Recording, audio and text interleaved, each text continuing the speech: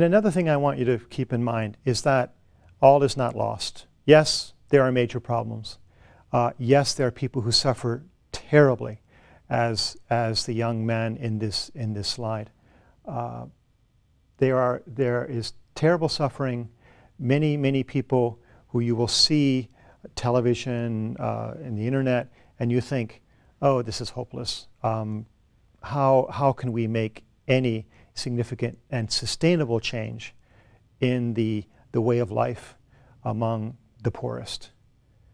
And also, when you see a slide, a picture like this, of this level of suffering, remember I've talked about in this class the CNN effect or the BBC effect, which is something that we in this line of work are constantly struggling with, that many people, when they see a picture like this, they think, well, not only is this not terribly helpful, but or hopeful in terms of the future for this person, but they think, well, at the same time, maybe I can help now, and I'll feed this person, and I'll fix this.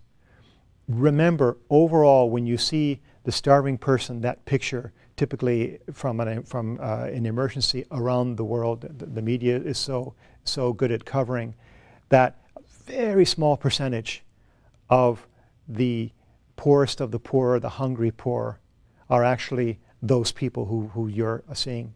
The vast majority are the malnourished, the chronically hungry, who are not dramatically starving, with the sense of their ribs showing, this type of very tragic picture. This is the very small percentage. And again, keep in mind that what we all need to be thinking of is, what are the longer term solutions, the development solutions, to assist communities on their terms to improve their nutrition, their caloric intake.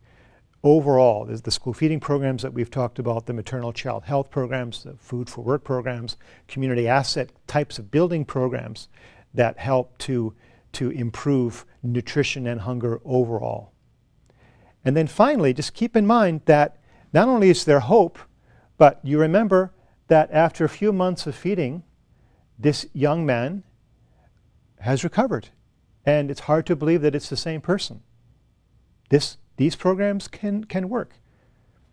And people can be much more resilient than we think at times.